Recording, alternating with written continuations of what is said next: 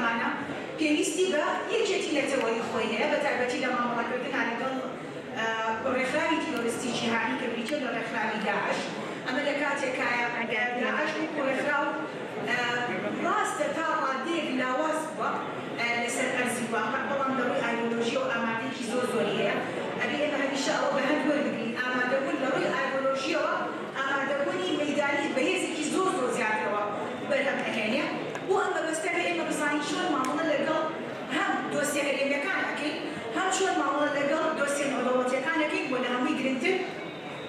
لەگەڵ دۆسیە ناوخۆیەکان ئەمە قەناعەتم وایە دۆسیەی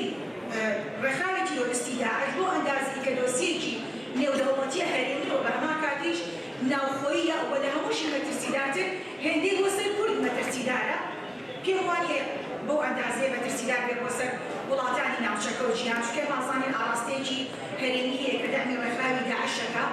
ئەبێ بێ بەردە قسەکەین ئەگەر بڕیار بێ بە خەڵکی ئەکادمی بوون دەستڕێنە سەر بینەکان ئەبێ گوێرانە بێڵێن وڵاتێکی وەکو تورکیا و قەتەر کە بریتی لە حاڵزینەی داعش و بەشێک من ناتوانم بەتیامی هەموو سونەی عێراقن و بەشێک لە سونەکانی عێراقیش بە هەمان شێوە حاڵزینن چونکە گەر ئێمە تێبینی بکەین ئەو ناوچانی کە بە پشتێنی ئەمنی کوردستاندا ئەگەن باشووری کوردستاندا ئەگەن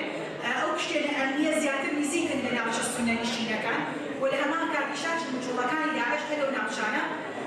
کات بۆ کات ئەبینیە ژمارەی پەلامار و چالاکیەکانیان لە ماوەی ساڵێکا زیاد لە 1500 چالاکیە پێمانەڵای حاڵزینەیەکە لێرە کە داعشی کردووەتە خۆی ئێمە چۆن ماوەڵ لەگەڵ ئەماکەین بۆی هیچ لە بەلانی کەم ئەو مەترسی کە لەسەر ئاسایشی نەتەوەی و ئیجتیماعیمانەیە دووری بخەینەوە ئەمە جۆری خوارەوە کرێ لە هەموو گرنگتر بۆ ئێمە کورد هەر کوردە لە هەر شوێنێکی دنیایە بێت ئەوەی بۆ ئێمە زۆر گرنگە یەکگوتاری کورد بەبوونەتەوە لەگەڵ بەهەندوەرگرتنی ئەو تایبەتمەندیانەی کە ئەمە بریتێ لە خۆسەری ڕۆژئاوا بریتێ لە ئەزمووری حکومڕانی لە باشوور بریتێ لە شۆڕش لە پاشەکانی تری کوردستان وتارێکی یەکگرتومانە بێمە پێویستێکی زەڕوریە بۆ پاراستنی خۆمان بکونێتەوە هەم بۆ پاراستنی ئاسایشی نەتەوەیمان لە هەمان کاتە بێمە ئاگاداری ئەوە بین بە تایبەتی خۆسەری ڕۆژئاوا چۆن ماوەڵە لەگەڵ دۆسیەی دیلەکانی داعش یاخود تاوانبار ئێمە ناتوانین بڵێن تاوانبارە چونکە قاعیدەیەکی یاساییە بنەمایەکەیە ئەڵێ تاوانبار بێتاوانە تاوەکو ئیدارەتی ئەسەرمێریەکە تاوانبارە دیلەکانی داعش چۆن ماوەڵ لەگەڵ ئەمان بکرێ وەکو کارتێک هەم بۆ یەکگرتووان بۆ بیکەین بە میکانیزمە بۆ یەخستنی یەکێتی نەتەوەی خۆمان هەم بۆ بیکەین بە کارتێکی فشار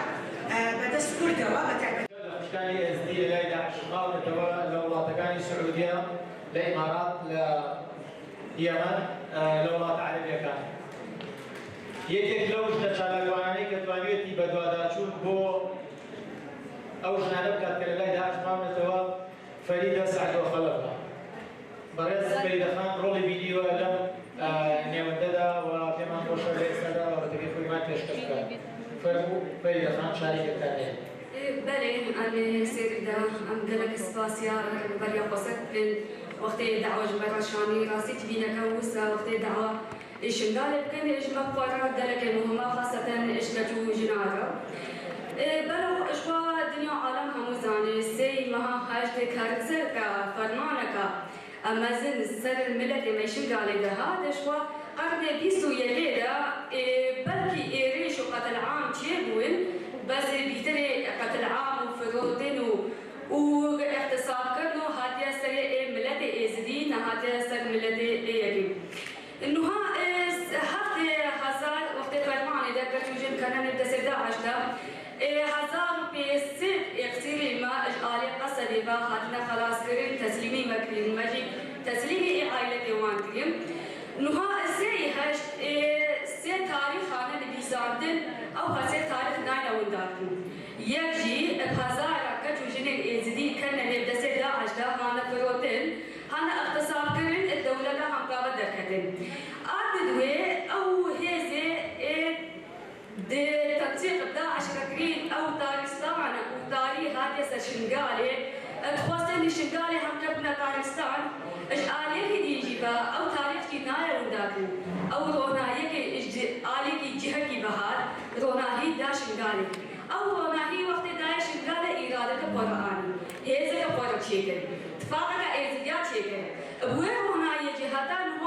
مزنتكن راسا ام بيجن داعش خلاص ويا داعش خلاص نبويا حتى انه سيهش حتى ايري روجا ما ايروجي فرمانه مستمره ام بيجن فرمان سر شنغال تنيجي هاي نوها بيسود قدما ازدي عفرينين بيسود 5000 بلاد ما ازدي عفرينين قالك تاريخي مدينة بيروز قالك توجد آلية الرقابة أنا اختصار كرن وهذا الوشاطن ومسرعان يعني أفتش تمو بيبقى كردانا عم بيجي سيحاش ابتنسة إزدي ما شنقالي لهاتن قالك جهادة فرمان سر مدى هاتيو حتى دقان وهجي قالك سياسة وقالك نخوشي اتسر بلد ما إزدي بس مقابلي يجي أن إزدي خودي تاريخك مزنن خودي فلسفك بيروزن خودي أولك بيروزن اجبر بيجي حتى انه عم نشكسين ومي بتواجي بدو عم ناشكينتي اجبر او ناهيا هاتي شنقالي بقل اب جابي خوفكن او ناهيا هاتي شنقالي جيران ازدياتي خسن او جيران بنامر نو بلكي حتى انه وجي اصفى اتركي ايجي بشتي فرمان شبسي هاش داعش تشنقالي لقرتين ابي دعما هنك جهاد امنا بيجن انه داعش نهي زكا ابي جيكو ام بيجن ابسر و ابي تنظيم هاتي شيكرن وفرمان سري شنقالي ده هاتيا نوسا آلية الدولة جيبا أبدأ عنك حتى شنقالي بكمل التسدى عدو شنقال بقنا قاعدة كي شيء داعش الدجمن هذا أب الدولة بيجن آلية تكلي وقالك دولة تيجي هاي الدعم داعش كربل أوان جيت بس شنقال استراتيجية تبين بكمل التسدى عدو حتى مسيطري كلا الدولة عجبن بس أولا يا ما بهاتي أو جيبا شنقالي ده بيكدين أو برنامج وبلان سياسي دولتي هم مبارد الخسر النهينا بكيف هو استارستاني بينا شنقال وشنقال بنتنا أم قلب جعل بيجن قلب دولة قلب نعمل حكومة عرب تجي أقل ما كردستان قلب عاطفي نيسكي مبن ما أو عاطف بونابي أبنا مرحلة عاطف بونية راسا عاطفي نيسكي مبن قلب الممنوع بس ما أو عاطف بونجي نابي هنا جهاده ما فعل البين فعليه هاري المسك دعم ما بقى كان بيجي جلساتي ده قبول كريم بلا محكمة داعش أبي حبس سوري ده بلا محكمة كريم أو دولتنا من التوي بيجين عبر بوني نيزكي ما إزدي من حفكة حسب كتو إزدي كنا نبدأ سيدا عجهانا اقتصاد كريم ما أو كريوانا ما كرينابي أبنا أو إزدي برينا معاطفون بقنا عنه ما أو أما إزدي تاريخ أخوان أم بقرياي أبي ديسا أمشيار ويرونا هي لازم أبدأش بين